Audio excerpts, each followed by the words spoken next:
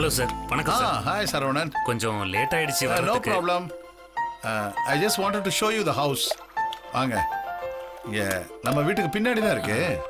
Okay sir. It has a very beautiful sea view. Exterior and interior is equally good. You should really see that. உங்களுக்கு ரொம்ப நல்லா இருக்கும். காம்பாக்டான house. Come.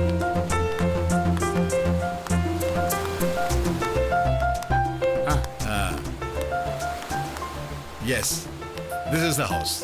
Come, Saravanan. Wonderful house. Half an hour முன்னாடி வந்திருந்தீங்கன்னா உள்ள போய் பார்த்துருந்துருக்கலாம். Owner வெளியே போயிருக்காரு. நாளைக்கு கூட பார்த்துக்கலாம். Okay sir. ரொம்ப பெருசா இருக்கே. Come on, yaar. பேசுனா we'll get a solution. Yeah. Hi Saravanan, how are you? நல்லா இருக்கேன் madam. Vijay, I was showing the house. Oh, very beautiful house. இது பிடிச்சிருக்கா உங்களுக்கு? பிடிக்கிறதெல்லாம் இருக்கட்டும் மேடம்.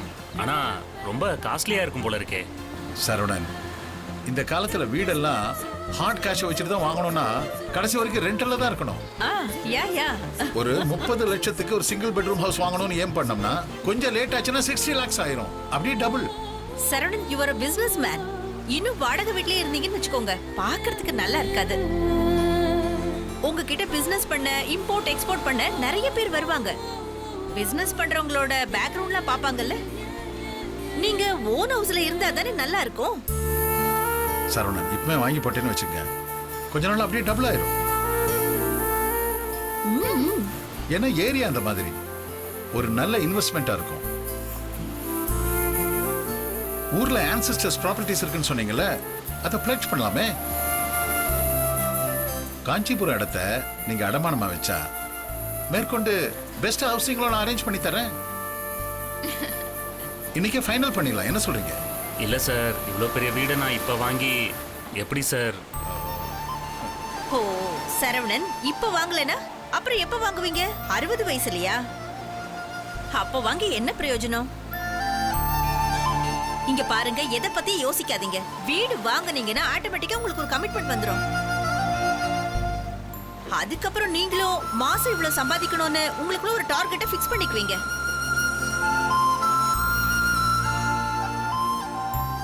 சர்வா, ரொம்ப திங்க் பண்ணாதீங்க.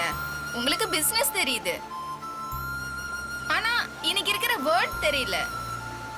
இன்னைக்கு இருக்கிற பீப்பிள் மைண்ட் செட் தெரியல. இன்னைக்கு எல்லாரும் கெத்தா இருந்தாதான் நம்மள மதிப்பாங்க. முதல்ல உங்க அவுட்லுக்கை சேஞ்ச் பண்ணுங்க.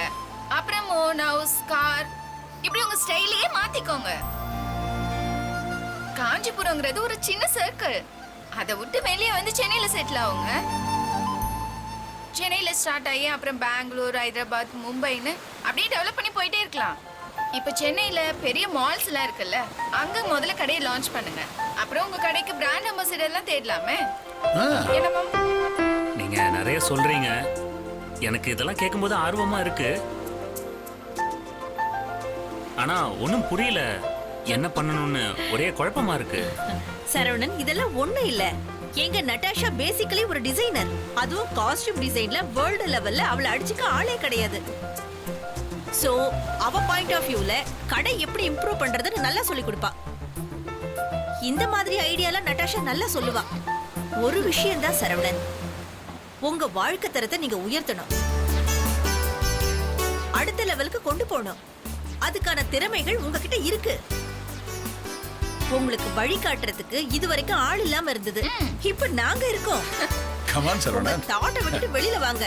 லைஃப்ல எங்கேயோ போயிடலாம். You will be high. Yes.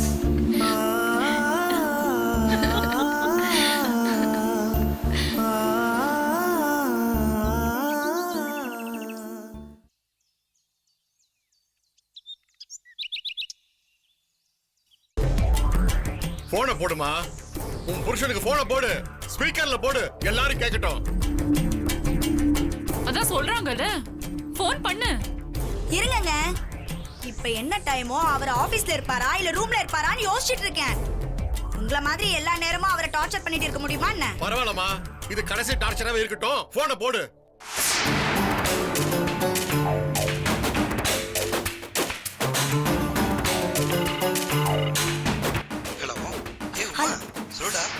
Hello, நான் தாண்டா உங்க அப்பா பேசுறேன். ஞாபகம் இருக்கா? Bank manager Sethuraman. ஏங்க ஏங்க புள்ளைகிட்ட கொஞ்சம் அமைதியா பேசுங்களேன். அச்சி, வாயை மூடு.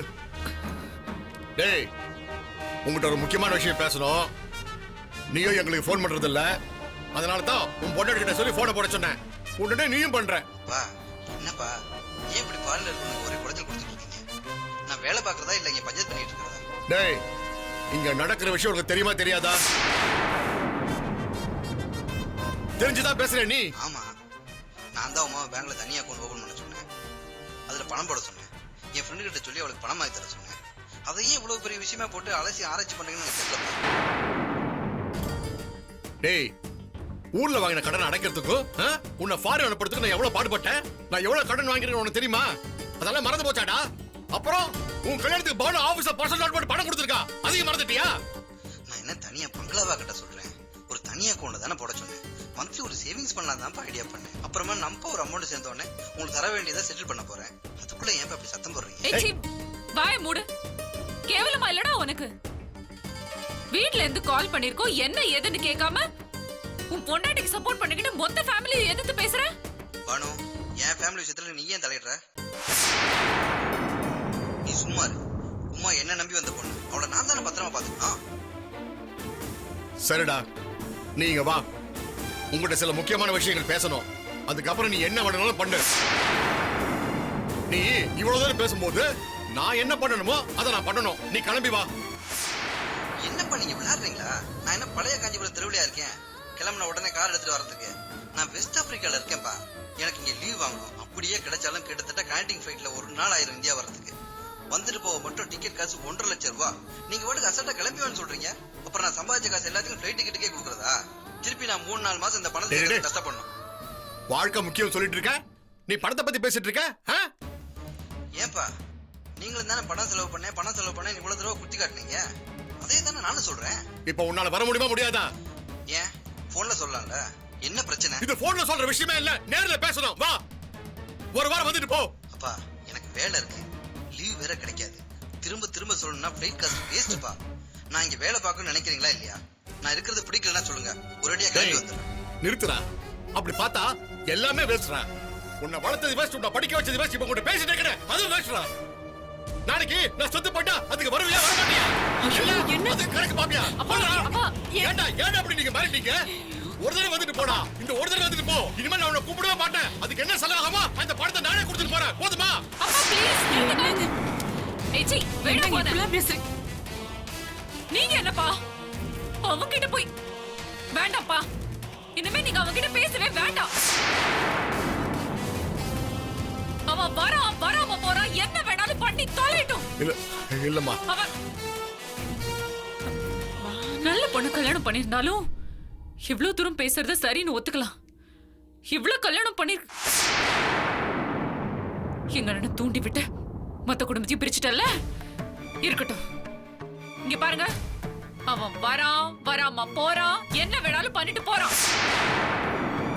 இன்னொரு தடவை அவன் கிட்ட நீங்க போன் பண்ணி பேசக்கூடாது. அவனை இதோட தலை முழுகிடுங்கப்பா. அவன் நமக்கு வேண்டாம்.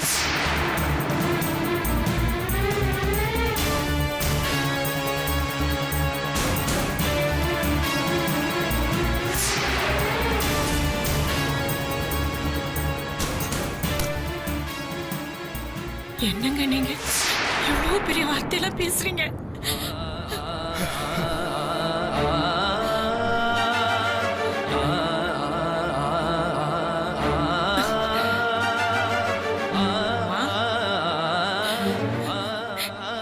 என் பிள்ளைய இவ்வளவு தூரம் மாத்திட்டேல. 10 மாசம் சுமந்து பெத்தவமா நானு. என் வயிறு எரியுதுமா. நல்லாரு நல்லாருமா, நல்லாரு.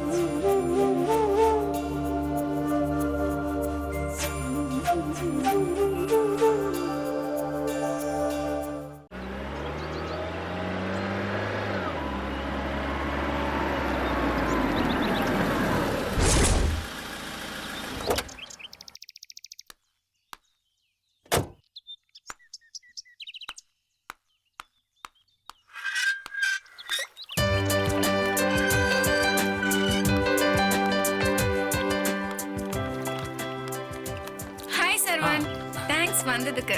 என்னங்க திடீர்னு சொன்னீங்க ஃபோன் பண்ணி வர சொல்லி? ஏதாவது அர்ஜென்ட்டா? ஆமா, கொஞ்சம் அப்படிதான் வச்சுக்கோங்களேன். அன்னைக்கே உங்ககிட்ட பேசணும்னு நினைச்சேன். நீங்க சீரியஸா வீடு மேட்டர் பேசிட்டு இருந்தீங்க, அதான் பேச முடியல. உங்க அவுட்லுக் சேஞ்ச் பண்ண சொல்லியிருந்தேன்ல, அதுக்கா வர சொன்னீங்க? ஏங்க அதுக்கு என்னங்க அவசரம்? அதாங்க அவசியம். உங்களுக்கு ஏன் புரிய மாட்டேங்குது? ஆக்சுவலா ஒரு பிசினஸ் மேனுக்கு ட்ரெஸ்ஸிங் ரொம்ப முக்கியம். நான் ஃபேஷன் டிசைனிங் அண்ட் டெக்னாலஜி படிச்சிருக்கேன். ஒர்க் மேகசின் ஒரு பெரிய லிஸ்டே வெளியிட்டு இருக்காங்க. அதுல பெஸ்ட் ட்ரெஸ் பண்ண இந்தியன் செலிபிரிட்டி ஆர்டிஸ்ட் எல்லாரோடைய டீடைல்ஸும் இருக்கு. ஒரு மனுஷன் அழகா ட்ரெஸ் பண்ணும்போது அவங்களுக்குள்ள பெரிய தன்னம்பிக்கையே வரும். கேஷுவல்ஸ் எப்ப போடணும், ஃபார்மல்ஸ் எப்ப போடணும், பார்ட்டி வேர் எப்ப போடணும், இது எல்லாத்துக்கும் ஒரு தாட்ஸ் இருக்குங்க. அது சரிங்க, நான் காஞ்சிபுரம் கடையில வியாபாரம் பண்றேன். நமக்கு எதுக்கு இதெல்லாம்? ரொம்ப அதிகப்படியா இருக்கும்ல. ஐயோ சர்வா, நீங்க ஏன் உங்களை குறைச்சு மதிப்பிடுறீங்க? நீங்க ஒன்னும் லேபர் இல்லையே, நீங்க ஒரு ஓனர். ட்ரெஸ்ஸுக்குன்னு ஒரு வேல்யூ இருக்கு தெரியுமா? இப்ப ஒரு கார் ஷோரூம் போங்க, அங்க வேஷ்டி சட்டை போட்டுட்டு போனா உங்களை மதிப்பாங்களா? இதே ஒரு கோட் ஷூட்டோட போனா நீங்க காரே வாங்கலனா கூட உங்களுக்கு 5-6 டெமோ கொடுப்பாங்க. கோட் ஷூட் போட்டுக்கிட்டு ஒரு ஸ்பீச் கொடுத்தா அதை எல்லாரும் நம்புவாங்க. காரணம் ட்ரெஸ்ஸிங் சென்ஸ் தான். உங்களோட இந்த அவுட்லுக் சேஞ்ச் உங்களுக்கு கண்டிப்பா பிடிக்கும். உங்களை மென்டலி அது சேஞ்ச் பண்ணும். அந்த சேஞ்ச் பிடிச்சதும் நீங்களே வந்து என்கிட்ட சொல்வீங்க பாருங்க. இப்ப என்னையே எடுத்துக்கோங்க, நான் டஸ்கியா தான் இருக்கேன். எனக்கு என்ன அழகு பண்றதை விட அடுத்தவங்களை அழகுபடுத்துறதுல தான் ஆர்வம் அதிகம். அதான் ஒரு டிசைனரோட ஜாப். அதே நேரத்துல என் டஸ்கி கலருக்கு ஏத்த மாதிரி மேக்கப், ஹேர் ஸ்டைல், இப்படி என்ன நானே மேக் அவுட் பண்ணிப்பேன். சரிங்க, உங்க இஷ்டம். நீங்க இவ்வளவு சொல்லும்போது நான் மறுத்து பேச முடியாது. That's good. சரி சரி வா, வாங்க போலாம். ஆமா, உங்க கார்ல தானே வந்திருக்கீங்க? ஆமாங்க. சரி வாங்க, அதுலயே போயிடலாம். கமான் கமான் கமான், வாங்க. நீங்க உட்காருங்க.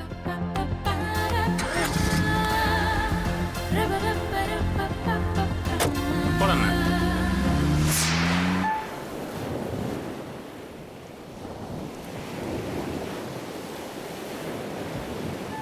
Vijay, our shares seem to be improving, yeah? Great. Good, very good. Hi dad, hi mom. Yeah, baby. உங்க ரெண்டு பேருக்கும் ஒரு சர்ப்ரைஸ். Surprise. என்ன? சர்வா,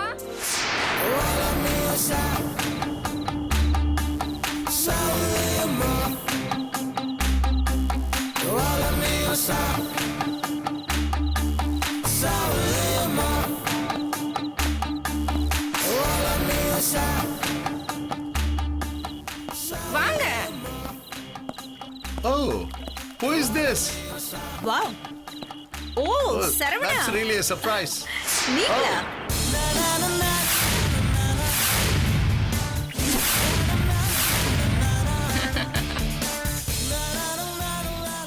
ஓ, Saravanan. Oh, really I great. can't believe this. நீங்களா இது? ஓ, ஜீன்ஸ், டி-ஷர்ட்ஸ். ஓ, ஹேர் ஸ்டைலே மாறிடுச்சு. கிளாஸ். ஆளே மாறி போயிட்டீங்க. குட், நல்லா இருக்கு, ரொம்ப நல்லா இருக்கு. Wow. உங்களை பார்க்க ரொம்ப டிஃப்ரெண்டா இருக்கு. கோட் சூட் போட்டா அப்படியே மல்டிநேஷனல் கம்பெனி எம்டி மாதிரி இருப்பீங்க. ரொம்ப நல்லா இருக்கு. என்ன திடீர்னு? எல்லாம் உங்க பொண்ணு தான் திடீர்னு மாத்தி விட்டாங்க. ஓ, திடீர்னு கூட்டு போய் ஷாப்ல இந்த மாதிரிலாம் சேஞ்ச் பண்ணிட்டாங்க. எனக்கு ஒண்ணுமே புரியல. அப்புறம் கண்ணாடியில பார்த்தப்பதான் எனக்கே வேற மாதிரி இருந்தது. இந்த மாதிரி இனிமே பிராண்டட் தான் போடணும், எப்படியெல்லாம் ட்ரெஸ் பண்ணணும்னு ஒரு கிளாஸே எடுத்துட்டாங்க. ஓ, ஆனா இப்படி என்னை பார்க்கும்போது ஒரு பெரிய தன்னம்பிக்கையே வருது. எனக்கு ஏதோ சாதிக்க போறோம், நிறைய சம்பாதிக்க போறோன்ற எண்ணம் வருது. எல்லாத்துக்கும் அவங்களுக்கு தான் நன்றி சொல்லணும். எனக்கு நினைவு தெரிஞ்ச நாள்லேருந்து நான் இந்த மாதிரிலாம் ட்ரெஸ் பண்ணதே இல்லை. நிஜமாவே சொல்ற சரவணன், ரொம்ப சந்தோஷமா இருக்கு. உங்க வைஃப், சோம்ஸ் எல்லாம் ரொம்ப ஹாப்பியா இருப்பாங்க. நிஜமாவே அவங்களுக்கு உங்களை அடையாளமே தெரியாது. எல்லாத்துக்குமே உங்க பொண்ணு தான் காரணம். எஸ், என் டாட்டரை பொறுத்த வரைக்கும் அவளுக்கு ஒருத்தரை பிடிச்சு போச்சுன்னா பார்த்து பார்த்து எஃபர்ட் போட்டு செய்வா, ஆனா அவளுக்கு பிடிக்கணும். That's all.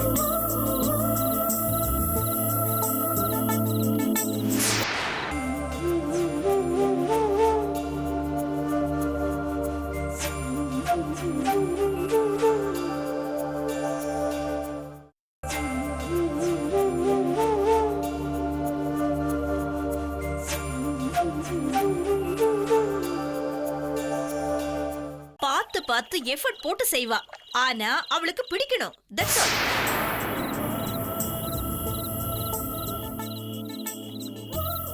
ஐ திங்க் அவளுக்கு உங்களை ரொம்ப பிடிச்சு போச்சுன்னு நினைக்கிறேன். அவ உங்களை கம்ப்ளீட்டா சேஞ்ச் பண்ணிருக்கா. Very happy for you. ரொம்ப நன்றி மேடம். அப்ப நான் கிளம்புறேன். இப்பவே நேரம் ஆச்சு. அதுவும் நான் காஞ்சிபுரம் வரைக்கும் போகணும். நான் வரேன் சார். நன்றி. கங்க்ராச்சுலேஷன்ஸ். நல்ல மாற்றங்கள் வரட்டும். சீக்கிரமா வீடு கார்னு சரிங்க செட்டிலாங்க. கலக்கலா இருக்கு. Keep it up. All the best. வரேங்க. பாய்.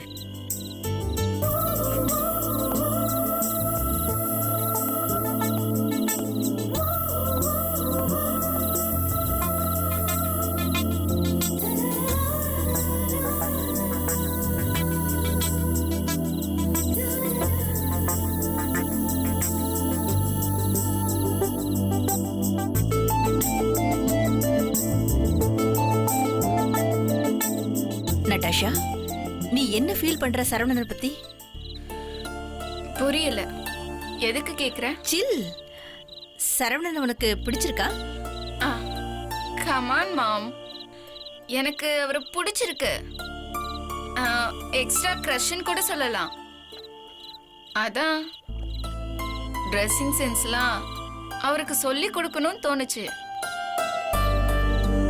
சரவணன் மேரிட் இல்ல? டாட், அதனால எனக்கு என்ன? நான் என்ன அவரை கல்யாணம் பண்ணி குடும்பம் நடத்த போறேன்னு நான் சொன்னேன்? Listen dot, love, marriage, dating, crush, இதுக்கெல்லாம் மோர் ஆஃப் டிஃபரன்ஸ். ஒருத்தர் இவன் தானே லைஃப்ல வெறித்தனமா பிடிச்சிருந்தா அதான் லவ். ஆனா நம்ம எண்ணங்களுக்கு இவரு தான் ஒத்து வருவாருன்னு யார மனசு சொல்லுதோ அவர் கூட தான் மேரேஜ். கல்யாணம் ஆனாலும் ஒரு சிலருக்கு சில மேல கிரஷ் இருக்கும். கிரிக்கெட்டர்ஸ், ஒரு சினி ஆக்டர் மேல, ஏன் சில நேரங்கள்ல தெருவில் போற சாதாரண ஆளுங்க மேல கிரஷ் வரலாம். அந்த மாதிரி தான் இதுவும் எனக்கு சரவணன் மேல இருக்கிறது. இது எவ்வளவு தூரம் போகும்னு எனக்கு தெரியாது. I am not sure.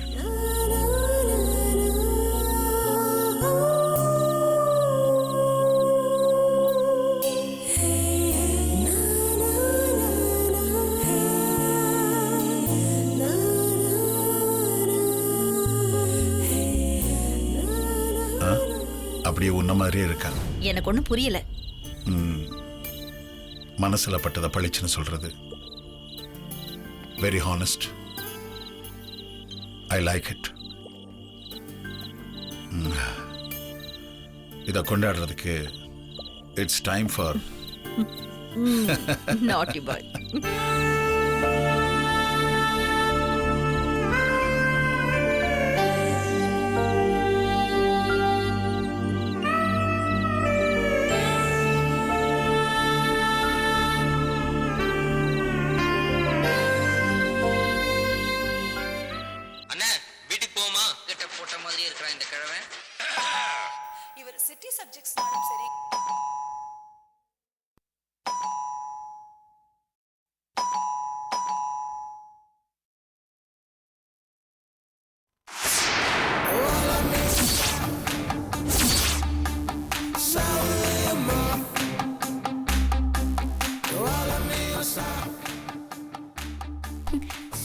என்னங்க ஆளே அடையாளம் தெரியாத மாதிரி வந்திருக்கீங்க?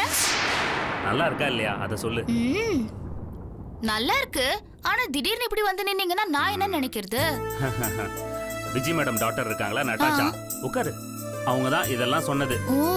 அவங்க இந்த ஃபேஷன் டிசைனிங் படிக்கிறாங்கல்ல, அதான் எப்படி ட்ரெஸ் பண்ணா எனக்கு சூட் ஆகும்னு யோசிச்சு இந்த மாதிரி தான் ட்ரெஸ் பண்ணணும்னு எனக்கு அட்வைஸ் பண்ணாங்க. ஓ அப்ப நீங்க அங்க போயிட்டு தான் வரீங்களா? ஆமா நந்தி. சொல்ல போனா சாரும் மேடமும் நிறைய விஷயங்கள் சொன்னாங்க. பிசினஸ் பண்றவங்க எப்படி இருக்கணும், எப்படி ட்ரெஸ் பண்ணணும், எப்படி இங்கிலீஷ்ல பேசணும், இன்னும் நிறைய விஷயங்கள் சொன்னாங்க.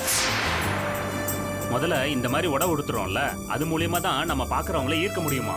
ஆமாங்க, முதல்ல உங்களை வேட்டி சட்டையில பாக்குறதுக்கும் இப்ப பாக்குறதுக்கும் எவ்வளவு வித்தியாசம் இருக்கு தெரியுமா? ஆள் பாதி ஆடை பாதின்னு சொல்லுவாங்க.